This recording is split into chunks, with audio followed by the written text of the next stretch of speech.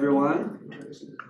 Today we have our very own Kim Lowell presenting.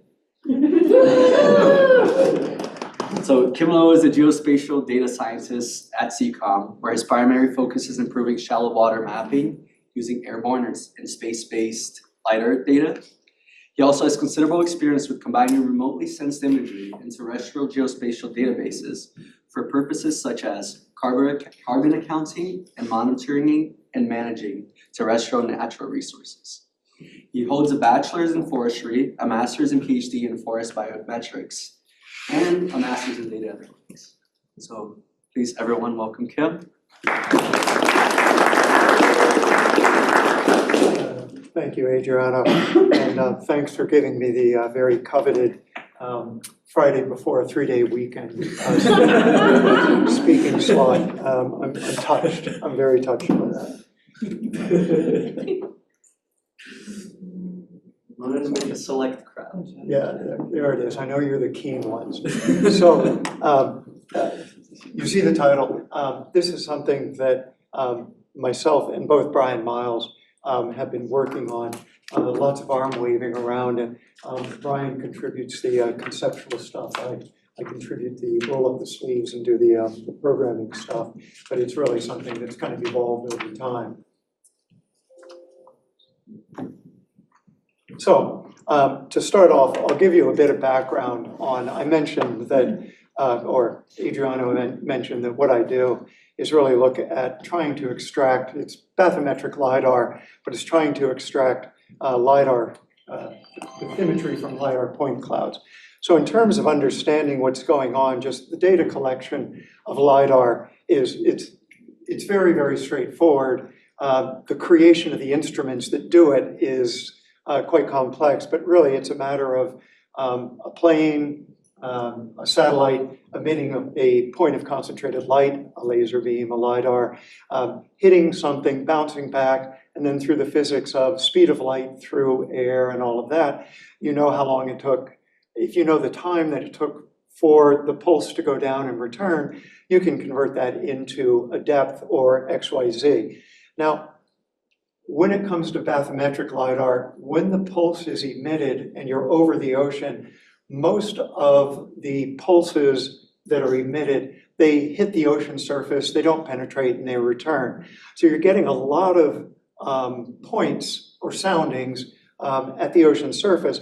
A number of them will in fact penetrate through the water, and if they hit the bottom, it's not too deep at that point, then those bounce back, and you get an estimate of the depth of the water at that point. So in terms of the physics and everything, really, really straightforward. Emit light, determine how long it takes to come back. And that produces data that look very, very much like this. Now this is a slice.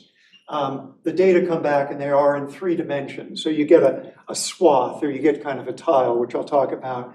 But with this, you basically get data like this. And in this case, that it works. So there's the ocean surface right there, because most of the light bounces back off of that. But that penetrates to the ocean floor, it does something like that. And then these other things are noise, and they result from all sorts of things. So when one is working with bathymetric LiDAR, you get the raw data, XYZ like that, and what you're trying to do is extract only those points that represent where the ocean bottom hit, because from that, you can get a depth of the ocean bottom. And so what's done is, usually it's a multi-stage processing workflow that goes through trying to eliminate progressively the noise, so that once you finish with that and you pass it through this multi-stage processing workflow, that you end up with something like that, where you've identified the bathymetric soundings. This particular algorithm, it gives it by those that you have high confidence that it really represents bathymetry, medium confidence, low confidence, but fundamentally it's something like that. Now, this is what takes a lot of time. Obviously, it takes a lot of time to collect the data, but passing the raw data through the workflow to extract the bathymetric soundings, that takes quite a while to do. So the strategic goal of this work and what it's really focused on is trying to decrease the amount of time that it takes to identify the bathymetric soundings from all of that other noise. Now, because we work with NOAA, of course, a lot of what we do is focused on NOAA. And so when NOAA contracts a bathymetric survey, they do the classic thing of they contract someone, you have your lawnmower, boostrophodonic pattern, that you collect the data, and then once the data get collected and come in, NOAA carves them up into 500 meter by 500 meter tiles. That's what they refer to them as, tiles. They pass it through that multi-stage processing workflow, and they come out with something like this, where they have classifications for each one of those points. Now, I know they're small, but the gray is unclassified. The sort of purplish one down below, that's noise. The next one is noise. 40 happens to be bathymetry. That's the code that's used for that. So NOAA comes through that, and then they process that. They cut it up into tiles, and then they do that sort of processing with their multi-stage workflow. Going backwards. So if we want to decrease the amount of time it takes to do that, there's really conceptually, there's two approaches to doing that. The one that's the most obvious one that we all think of immediately is we say, well, if the workflow has 4 steps in it, and I can decrease step 3 by a half hour, in what I'll show you, the data I use, there's 1,620 tiles. If I can save a half hour per tile, I save 810 hours, which is, I don't know, 17 days of processing. And that's pretty obvious to say we have this processing workflow that's decreased each step. A less obvious one for doing that, however, again, I'm going back, sorry. So, sorry, in this particular study I'm using, this is Key West. That's Key West, there's Key West Airport. So each one of these points that you're seeing there is the center of a 500 meter by 500 meter tile. These are coded by depth. The red tiles, they're a little bit different, and I'll talk about that in a second. But in this case, we have 1,620 tiles that normally NOAA would process all of them, and it will take a certain amount of time. But we want to save time. So the less obvious approach to doing that is all of the red tiles that you're seeing do not have extractable bathymetry. So they went through NOAA's processes, and NOAA processed all of those and said, no, there's no extractable bathymetry there.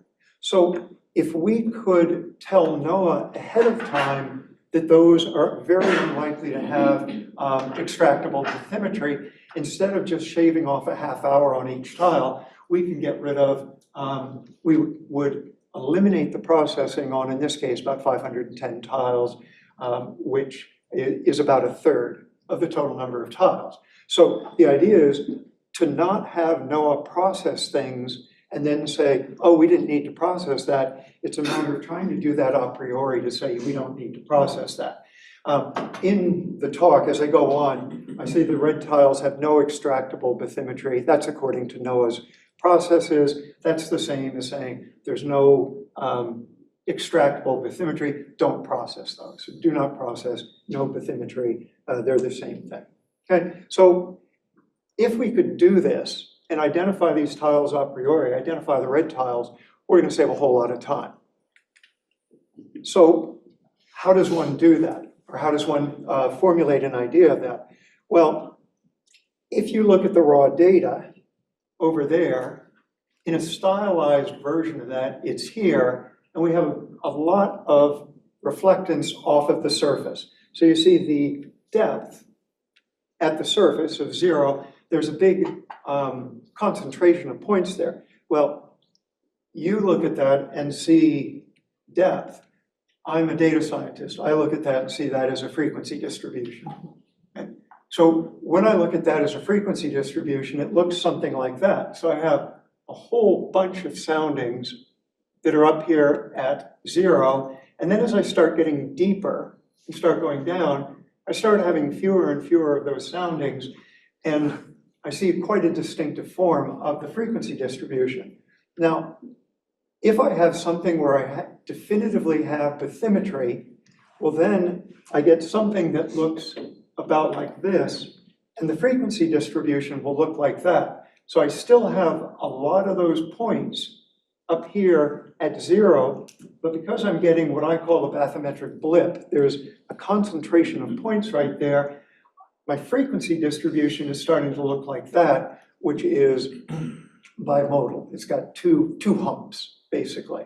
So when I look at it that way, once you know that, and I were to say to you, should I process that tile? Is there likely to be extractable bathymetry there? Hopefully, with my explanation, you say, well, no, probably not.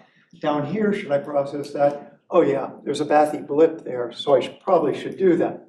So when you can look at something like that and see something sort of in the data science world, you kind of look at that and say, okay, well, why would I process that but not that? And start trying to distill that down into quantitative measures. So when I look at what the form of those frequency distributions will look like, the shallow ones, you've already seen this, it's got very, very peaked over there because there's so many points at the surface and then not so many down below. If I start getting to that, I don't yet have a bathymetric blip because the bathymetry and the surface, their separation is less than the error of the measurement, but you can still see that the frequency distribution is starting to spread out a little bit. And then if I go a little bit deeper, I'm taking data a little bit deeper, I start getting a bathymetric blip. And as I go deeper, that will start shifting to the right, start decreasing, and we'll get back to exactly where we started. So again, seeing that, I would hope that if I were to say to you, should I process that? Is there extractable bathymetry? I'm hoping you would say maybe, maybe not. It's not real definite, but I would very definitely process that. So in doing that, again, what we're looking for is, well, we can all see that. Well, how do we measure that? Okay, so really the approach is to measure the characteristics of the shape of the depth histogram, then fit a machine learning model. Ooh, machine learning, complex, scary. We fit a machine learning model, and it will give us the probability that a given tile does in fact have extractable bathymetry, and then we can make a prediction, and we could tell NOAA do or don't process. But the first thing is to say, does this concept work at all? Okay, so how do you measure a frequency distribution? Well, one of the measures you can take is kurtosis, which is peakedness. And so this is one that has high kurtosis on it. It's very peaked. This has much less kurtosis. Skew is how symmetrical it is. So a normal distribution is a symmetrical distribution. You basically take it, you fold it in half, and it looks the same. And then modality is effectively how many peaks are there. The mode is the most common value. In the case of the one to the right, it's bimodal, okay? But there's 2 peaks. Okay, so we want to measure kurtosis, skew, modality. Now, because this is a data science talk, there we go. Got some gratuitous mathematics in there. It's obligatory in data science, or they kick me out of the guild. So there you go. Okay, so the modeling method that we're going to use is in this whole process, the first thing we're going to do from the 1,620 tiles that are there, we're going to remove those, any that have ground in them, which we can determine by getting a satellite image and then looking at it.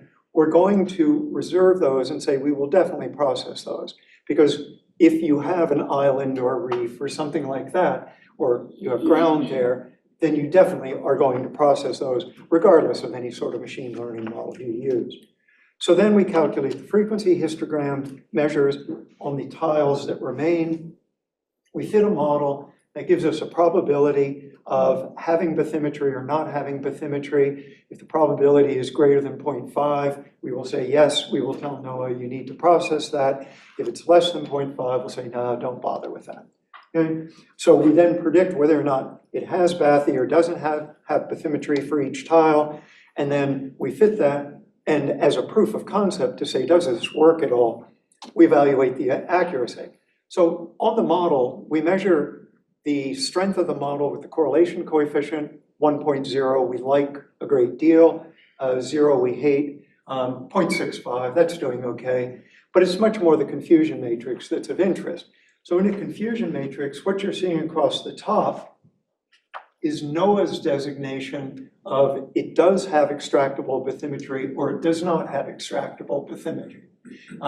And this is the model. So what the model predicted. So we really like the diagonals, and we have 419 that NOAA said there is definitely no bathymetry there, and the model said, yeah, there's no bathymetry there, don't process those. So the model would have come out and said there are 494 that you don't need to process, 419 of those are correct. If I then look at those and I say, yes, we do have to process it, well, NOAA said there's 906 that do have bathymetry. The model said, okay, there's only 880 that you need to process. But in doing that, of course, there's errors associated with that. And so the approach works. The agreement that we're getting is 91%, which is really good. And the operational implication of that is I would process 494 fewer tiles than all of the tiles that I would have processed, the 1,374. So I've saved myself through this process the time it would take to process 494 tiles. Okay. However, there's a cost associated with that. I made a mistake. And when I look at these are false negatives. So those are ones that the model said don't process, but the truth, NOAA said, yes, you need to process it. So it's a false negative. That represents, and then we also have false positives, which I would say, the model would say, yes, you do need to process, but NOAA said, don't bother with that. There's no bathymetry in there. A big issue with that is that there's no, the errors are not the same. They don't have the same cost. And so in this case, these 75 tiles represent lost information. Okay? They contain extractable bathymetry, but the model would say, don't bother processing those. So I've lost information. This represents a waste of time because in this case, I said, yes, you do need to process them, but NOAA said, no, you don't need to process them. Those are 49 tiles that we couldn't get bathymetry. So we've got errors that don't have an equal cost to someone who's using these. Right. So one of the things that we can do is we can start looking at the errors spatially to say, can that help us improve our classification? So what you're seeing here is anything in red is a true negative. That is, NOAA said don't process it, the model said don't process it. Anything that's green, we also like those because that we said, NOAA said process it, and the model said process it. But the blue ones, anything that you see there that's blue, those are ones that are the false negatives. So those are the ones that NOAA said, you need to process those, and the model said, don't bother processing them. So the blues are a loss of information. The reds that you're seeing are wasted effort. And so looking at that spatially, you can see that the errors, the pinks and the blues, they tend to be in places that are at the edges of true things. Now, you've got some in here that are kind of aberrations, but looking at that, the point of this is to say, can we look at the spatial pattern to see if we're gaining anything by looking at the neighbors around a particular thing? So if I look at that, which is that little tile up there, sorry, that one there, I'm looking at that and I'm saying everything around that is a do not process tile, but by virtue of being pink, effectively the model saying, yes, you should process that. But the neighbors all say, don't process that. So when you look at the probability of that, red tends to be a high probability of, yes, you should process this. And that's, what, it's about that color there. So it's about 90% probable or likely, yes, very definitely process that. But all the neighbors, all of his friends are saying, no, don't bother with that. So if we use the neighborhood information to change that, that consideration and say, we're going to reclassify one from do not process to do process, what that does is it increases the global accuracy by 1%, but it drops the number of false negatives, the ones that represent loss of information. It decreases that from 75 tiles to 61 tiles. So that's a drop of about 14%. Yeah, that's right, about 14%. That's been achieved at a cost of false positives, meaning I'm going to have to process more tiles. Instead of only processing 49, I'm going to have to process an additional 52. So there's a trade-off there, but by doing a spatial filter, I've gained something. And so other ways that potentially can improve this that I looked at is in doing this, when I said, is there bathymetry in there, that was if there's a single point of bathymetry, then you're going to have to process the tile. Now, a classic data science problem that we give to the undergraduates and things like that is we say, okay, so here are 1 million credit card transactions. 100 of them are fraudulent. Develop a model that will find those 100.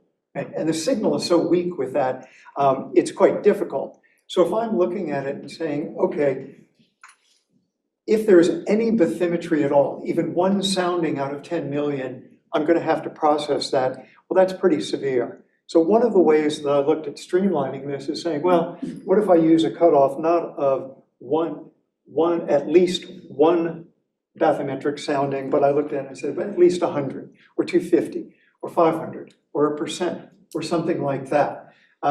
This, by the way, shows the number of bathymetric soundings in a given tile. Anywhere that you see this kind of bluish stuff, that means there's a relatively large number. Anywhere that you see this pink, that's where you're getting the one bathymetric sounding out of 10 million kind of situation. So just so you can get an idea of it, we can already see pretty much everything in here. We would like to say, yes, we'll process that, but there's other ways of doing it. So I looked at that. Another thing that you can look at the probability and say, here's my model. If a tile has a probability of having bathymetry of 0.5 or greater, we'll process it. Well, I can relax that a little bit or make it more stringent and say, well, no, it's got to have if it has a probability of having bathymetry of 0.4 or higher, then you're going to have to process it. And so I looked at both of those. And that didn't change anything at all. So one has to look, but it didn't occur.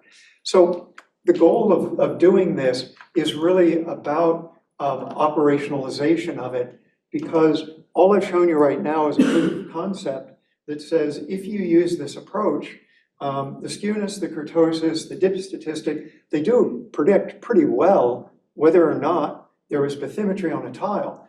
But the current situation in which I would find myself is to say to Noah, okay, you process your 1,620 tiles, and when you do that, I'll fit a model to tell you which one were a waste of time.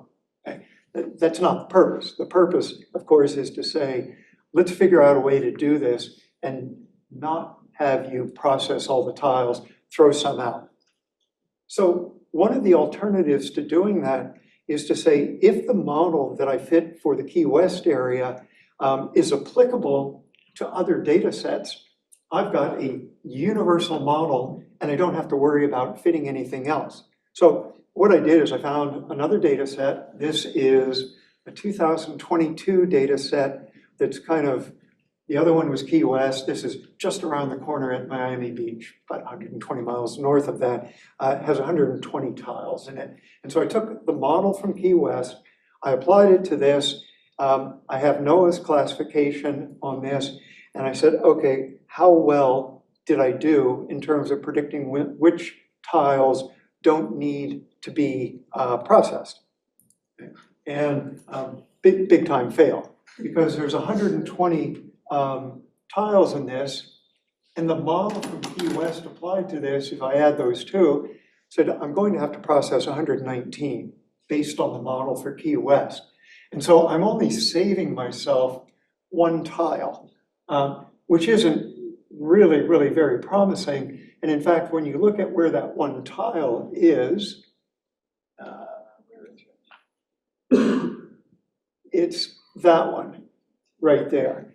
And that's kind of a nonsense tile to say don't process.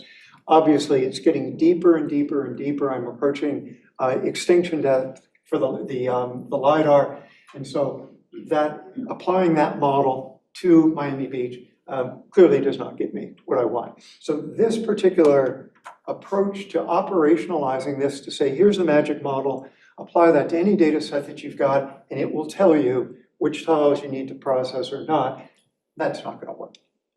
Okay? The other question, though, is, well, is the model form universal? So it's possible that skewness, kurtosis, and the dip statistic are only applicable for the Key West area.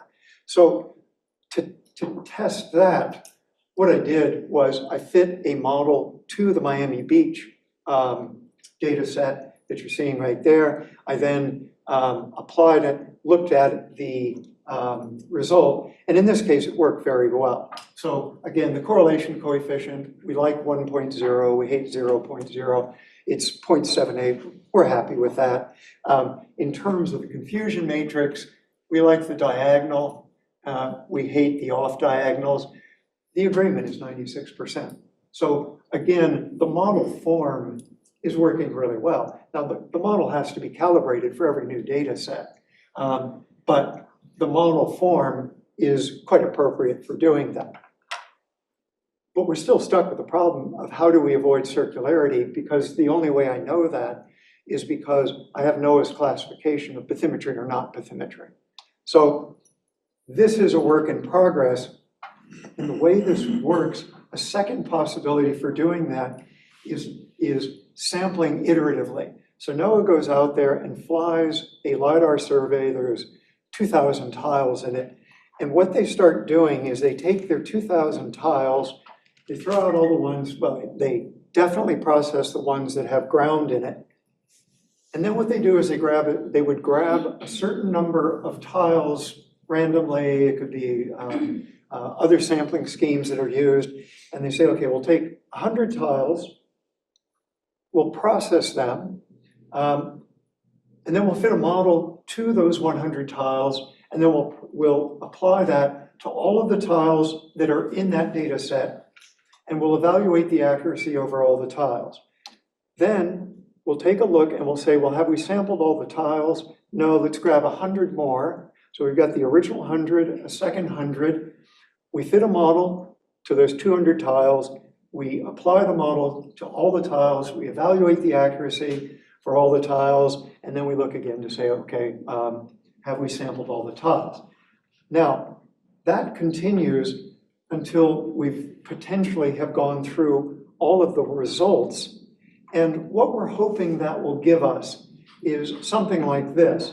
Now, the minimum possible error is the error that would result if we processed all of the tiles and used all of the tiles to fit the model. That's the best we're going to do. Models aren't perfect, so we have a problem there.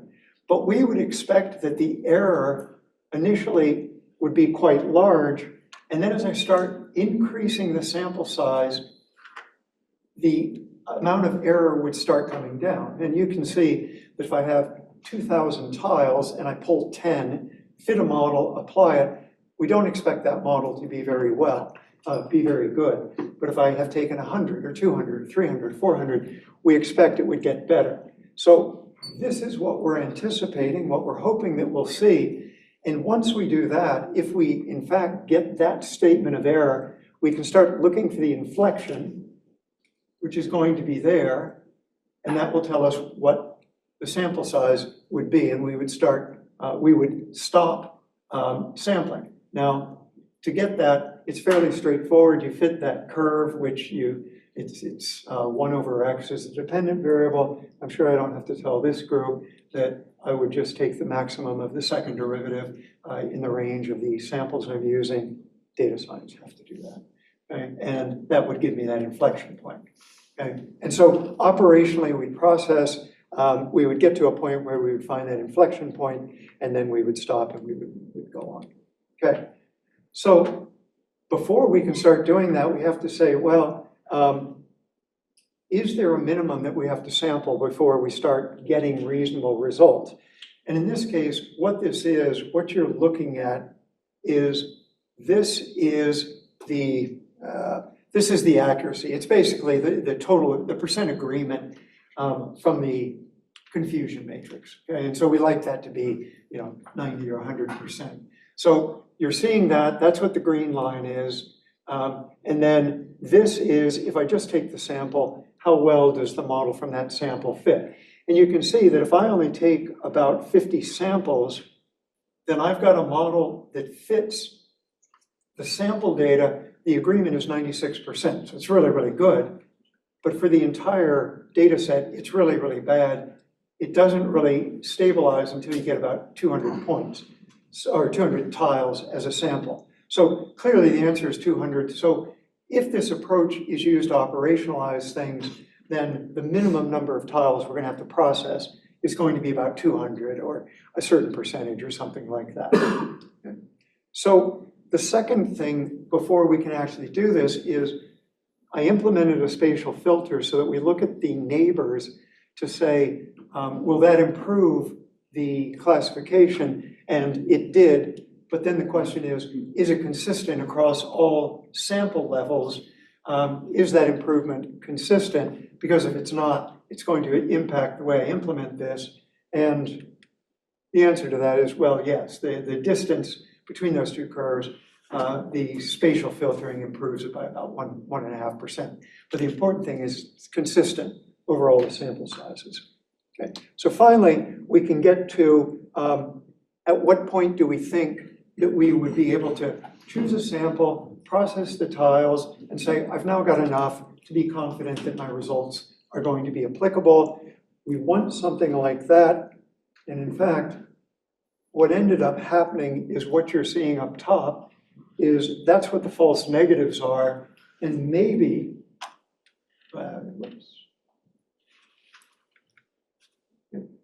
maybe we're seeing an inflection. Maybe if I squint real hard, I'm getting that sort of pink thing here. But realistically, I'm not seeing it. And in terms of the false positives, I've got an increasing curve. There's certainly no inversion there. And so much to my surprise, and why this is a work in progress, is because looking for the inflection point might not be the right thing. It might be a matter of saying, well, where do those two curves intersect? And they intersect right around 400 samples. So in the case of what I'm doing here, if I want to operationalize this method, it's a matter of saying, okay, at about process 400 tiles, then take a look and see if you need to process any more. If not, just apply everything to the other 1,200 tiles, and you're away laughing with that. But as I said, very much in process. So operationally, if this does in fact work, what we can do and say, well, what are we getting operationally? Well, in doing this, we would be able to reduce the number of tiles processed by about 360, which is about 25%. That would occur at a cost of having about 120 tiles that are false negatives. That is, tiles that NOAA said we won't process that, but there is extractable bathymetry. So we're losing the information from about 120 tiles out of 1,600 false positives. We're wasting our effort on about 120 of those tiles. And so when we look at that, we say, well, is that acceptable? Well, that depends. If NOAA feels like they can live by losing the information from 120 tiles, or they look at the spatial pattern of the tiles and say, well, look, realistically, we're only getting errors in relatively deep areas here, and we're not really concerned about the errors in the deep areas. So, sure, we can live with that, and maybe even we'll change it so that we'll increase the number of false positives or increase the number of false negatives because we don't care about the false positive. That may happen.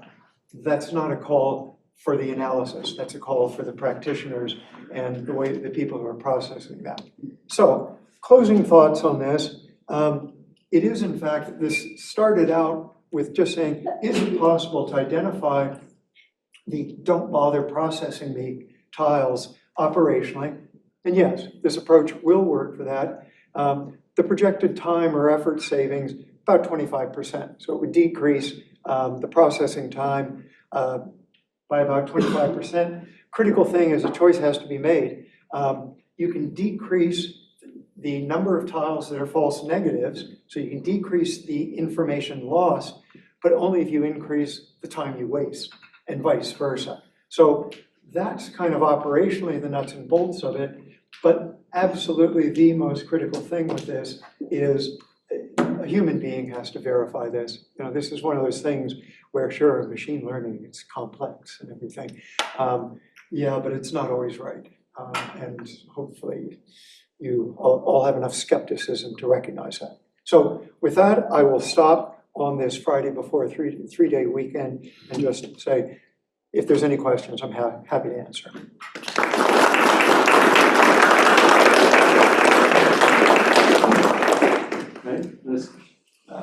Okay, no, you moderate. Sorry, that's personalized. I'm less familiar with what I was doing now, but I know like Brian spent time making a LiDAR cube. Is that what they're running? There? Because in the past, the contractors did all the classification and it would land, and then they would do a QC process of what the bathymetry was. So, can you light us, and that's what the present was? And NOAA, to say exactly what their processing flow is, their workflow is, I couldn't say. Although I do know that I've looked at extensive documents saying this is what we do too. Once we get from the contractors the data in a LAS file, which is the standard, and it has this information, and here's what we process, and here's what we do, what we NOAA do to process that. So as far as I know, NOAA is doing that. Brian, do you have any sense of that?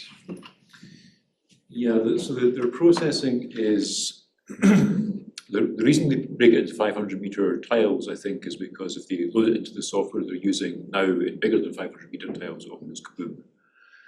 So the processing that they're doing is not a cube or chart, it is a variant of scripted processing where they look for particular features of their data to auto-filter their data and then do processing by hand. We have provided to them, Kim and Brian have provided to them, a variant of cube or chart rather that has additional machine learning pieces built on top to help with selection of hypotheses, and I understand they're testing that now for us. And so hopefully our end state goal is to maybe transition them into, or assist them in choosing whether to transition into using that, which I'd like to see them do, so they can be significantly better, and it would merge tool chains for the two sides of the house as well, which would be nice, but it's not being done right now. Yeah, Jere was back there. Yeah, I wanted to ask, what does extractable bathymetry mean exactly? Because a quarter of the square kilometer is pretty large area. So suppose out of this square tile, there is like 10% of bathymetry is extractable. Is it considered to be extractable, or does it have to be the whole tile extractable? Yeah, no, it's such a good question. The definition I used is if NOAA is able to extract and to identify even a single sounding as being bathymetry, there's extractable bathymetry. However, one of the things that, as I do this work, I keep finding all of these things that are just kind of weird about it. And so I kind of presented tiles as either being all within the penetration depth of the LiDAR are all not within the penetration depth of the LiDAR. In fact, when you look at the tiles, the northwest corner may be shallow enough that there's plenty of extractable bathymetry up there, but there's none down in the southeast corner. So my definition was, if NOAA identified even a single sounding as bathymetry, there's extractable bathymetry. And there's one behind you, but that's fine. So it's a question relating to the false positives and false negatives. Has there been any looking into if these false positives are actually a limitation on the NOAA software? It's actually positives that they're not able to find in the way that they're looking right now, and not a problem with your model? And also concerning the false negatives, could there be something that the model is seeing that maybe the NOAA operator is seeing ghosts and thinks there's bathymetry or something there, but it's actually just bubbles or a bunch of noise or something like that? Yeah, in answer to the last question, yeah, there are things, when I started doing this with ChartML, which Brian alluded to, what I was trying to do was reproduce NOAA's classification of bathymetry or not bathymetry. And there were a couple of tiles that what I was working on, things were performing really well, but there were a couple that they just performed terribly. And so I looked at it and I started looking at it and I said, well, the reason it's performing terribly in this case is NOAA's classification is terrible. They said that 50% of the soundings were bathymetry. And in fact, when I look at that, I know there's a whole lot more. So there were some that I could look at and say, this is on you, this isn't on me. There were some that were very definitely on my methodology. But they haven't done a lot of that sort of thing because, as you can imagine, they don't want to go through the process of saying, we're going to process all of our tiles twice. And because it's very time consuming. So we're going to process all of our tiles twice, and that'll tell us whether or not they're work. Now, I've tried to caution them against that because part of what I did with carbon accounting when I was doing that kind of stuff was the group I was working with, which was the Australian Greenhouse Office, said we need an independent check on what we're doing. So they were processing everything twice, 20% of it, so that they could do that. But in general, no, it doesn't do it. Okay. Yeah, I sense that I should, because it's on subject, but there is, we'll get back to you. Yeah, Brian. He's my boss, you know, pull him. That has never made a difference. Just on that last question, I think that's actually a more general problem than just a NOAA problem. I know of at least one other source where there were multiple experts who did a hand analysis of the same data sets, and their correlation coefficient between the experts was about 75.75. I'm not surprised. And you know, that particular reference concluded, well, if our automatic method does as good as that, then we're doing as good as the experts are, and therefore we're good. Which I thought was a little unambitious, but reasonable under the circumstances. Yeah. I have many questions to ask him. You both asked a question. The gentleman. That wasn't a question, that was an observation. Okay. Well, if there are other points to make, that's fine, but I have many more. Okay, let's take yours. Thank you. So, whatever slides you look at the total number of tiles, and you try to find out the optimal number of tiles that is required to fit the model and generalize it. So, intuitively, I'm trying to understand, like, in addition to the total number of tiles, wouldn't you also look into whether within this total number, each labels or categories for the classifications are proportionately represented in order for the model to generalize better? Yeah, the short answer is yes, they're balanced enough to be okay. When I was looking at individual tiles, you know, if I answered the question, if I asked myself the question, is there a sufficient balance between the do process and do not process tiles for the signal to be present? Yes, there is. When it came to looking at individual tiles, there were some of them that the percentage of soundings that were identified as bathymetry was like 0.01%. And in a case like that, in processing the individual tile, that's the problem I alluded to of saying, here's 1 million credit card transactions, 100% of them are fraudulent, find that. That's just so imbalanced that it's really hard to deal with. And last question. So just out of curiosity, have you looked into like any form of like unsupervised method to like a clustering or something to divide these tiles into different categories? Yeah, and that's just a terrific question, because I looked at that. No, I've not tried that, is the short answer to the question. But I've looked at that and I thought, I wonder if I clustered and did some unsupervised things. I wonder if I would get something better. So I don't know the answer to that. Thank you. Yeah. I'd rather let the students ask questions, because we all ask each other. Sure, yourself and then back, and then Gabby. Is it a goal to, I guess, further this model to identify like the likelihood of feature detection in any of these like extractable bathy tiles?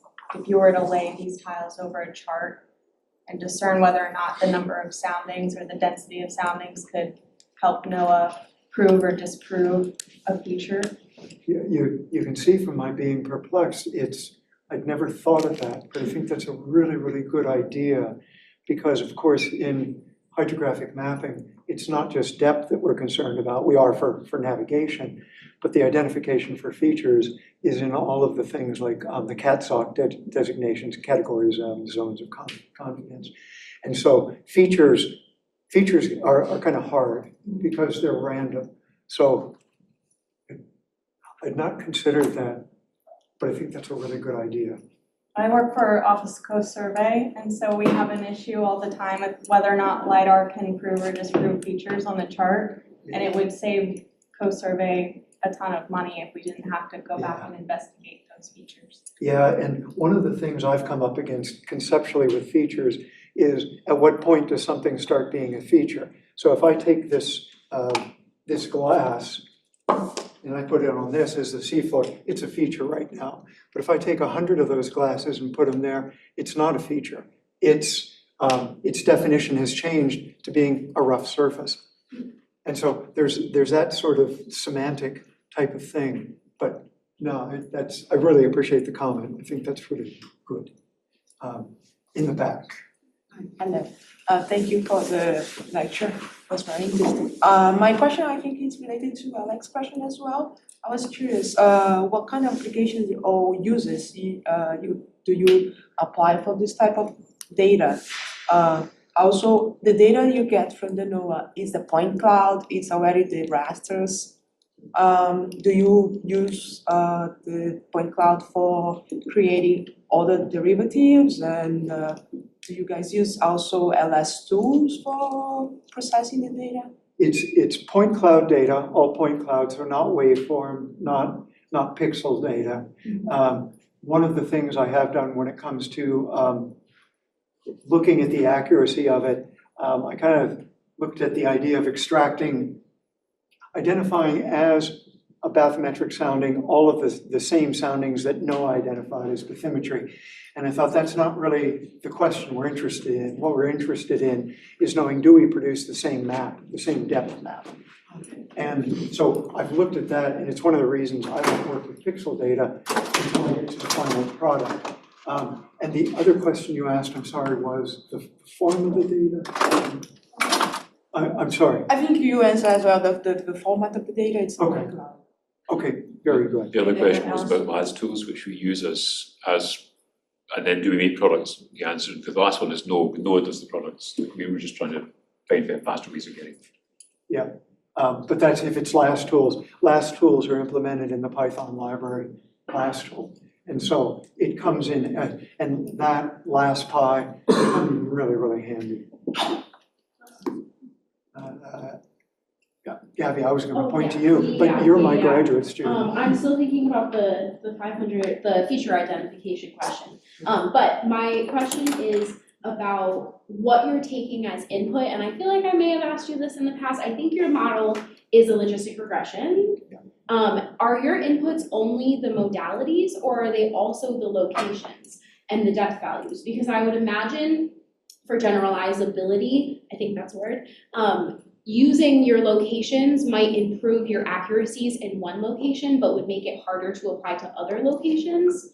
I'm just curious, is it just modalities that you're training on? And I think you're right about that, when you say that there may be things in the data set. When I started fitting the models, I looked at skewness, kurtosis. I also looked at the dip statistic because that measures unimodality effectively. But I also looked at depth, mean depth, and I thought that would make a difference because, you know, with some of the things I showed you, if you have the ocean surface there and then the average depth is there, that's hard. If the average depth is there, it gets a whole lot easier. Depth didn't work, standard deviation of depth didn't work, range didn't work, median didn't, any of those. What about location? No, What about location on like a normalized stuff? Yeah. Per tile. Kind of what Gabby said, but you make sure you're always like a percentage of that instead of having to deal with the range. the normalized depth, I didn't look at a normalized depth. See, this is why I like getting seminars. Bright people give me good ideas. I didn't look at a normalized depth. Location, I'm a little suspicious of, because some other things I've done with the location, I've had things where there's a general north-south trend on the particular area I was working in. And so the UTM Northern became real important. And I thought, yeah, well, it became important. I can see why it became important, but it's not as if it's universally important or important in the tropics or, you know, something like that. But yeah, that idea of, as I say, a normalized depth, it's really good. Okay. I would think that the location would kind of address that issue of neighbors that you addressed individually. If you're using the location already, then I think that that would decrease the amount of like random little end pieces that are false negatives or positives. It might, and an issue always with location and when you're looking for neighborhoodness is there's two ways of looking at that. One is if you have tiles, are two tiles adjacent to each other. And if you use Queen's case, then it could be not just adjacent that way, but also diagonally adjacent. Adjacent like that is Rook's case. Now, that's one measure of proximity. Another measure of proximity is distance apart. And so then you kind of say, okay, well, do I want geographic adjacency or do I want just distance apart? And they measure different things and they have different impacts on what you're doing. So I kind of looked at both and I stuck with adjacency, Queen's case. Yep. So I'm not sure if I totally understood this correctly, but it sounded like we were talking about like the optimum number of tiles. Is that having to do with, so basically you have, if you train it on too much data from a location, it gets overfitted to that location and it's not as generalizable. So is that looking at multiple, when you're training on 200 tiles, can you train on places from different data sets at the same time? Was that part of what you were doing also? No. Because then I was thinking, because I think that if you're combining different data sets, I'm wondering if you think that would improve the accuracy a bit. I thought about that, and one way I looked at that is I had a model for the Key West, I had a model for Miami Beach. I knew that the Key West model performed really poorly on Miami Beach, but I looked at the values of the coefficients on each of the variables to see if they were significantly different. So if the coefficient for kurtosis was significantly different on the two, and in all cases they were. So I kind of knew, now I didn't look at relative depth, which I think is a good idea, but I knew that I'm not going to be able to just take that model from there and put it over here. It's going to have to be recalibrated. Then you start getting into the questions of the optimal number of tiles to process is in any sample, once you get beyond a certain number, you gain nothing by taking additional samples. And so really the optimal number of tiles I'm trying to find is at what point do I not gain additional information? Do I not get a better model by making another sample? And in this, based on what I saw, it looked to be about 400, but you need to do about 200. So that's kind of what the goal was of that. Would that, because it sounds like it's basically just very different results based on different locations. Would the difference in the results be able to perhaps indicate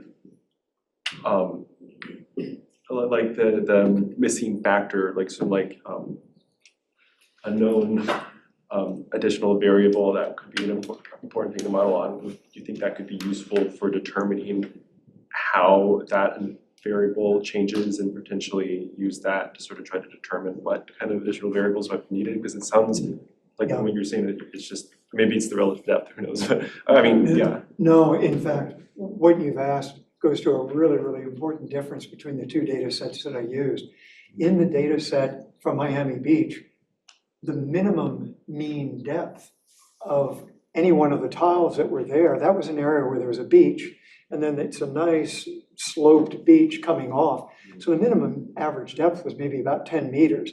And the slope being so uniform, that kind of made things easy. The Key West, the subsurface was some of this, some of it did some of that. And so the nature of the data and the areas that the geomorphometry of the different area, geomorphology of the two areas, very, very different. And so if that could be quantified in some sort of meaningful way for smoothness or max min depth, which I looked at the range of depths, it didn't give anything.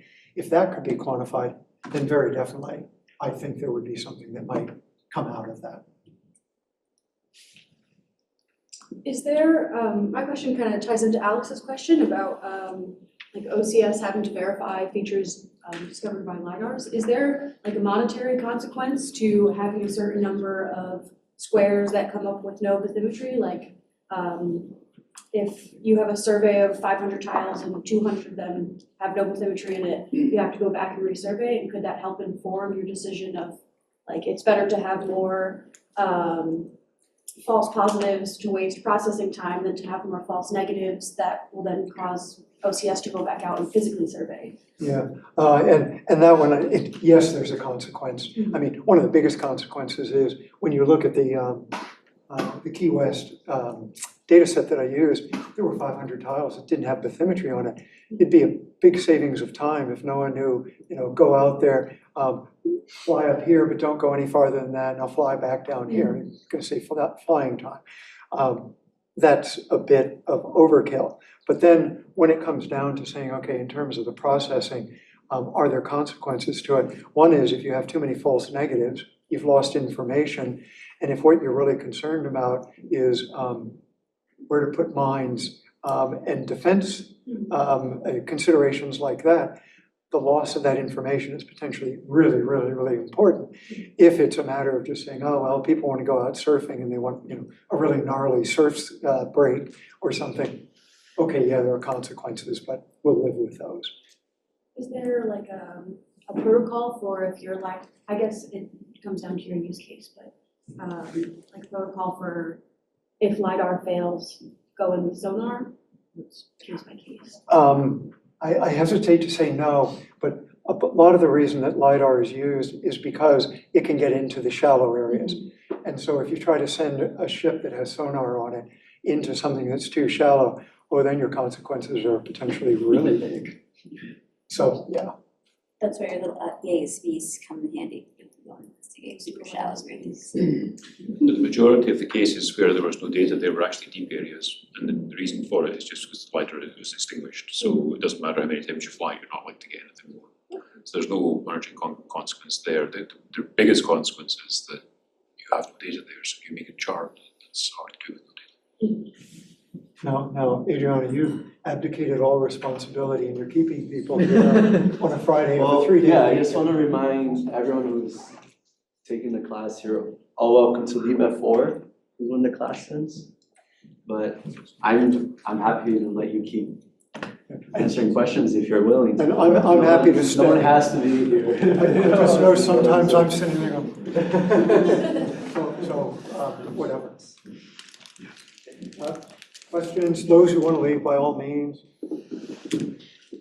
Okay. People will vote with their feet. I can't be the only one.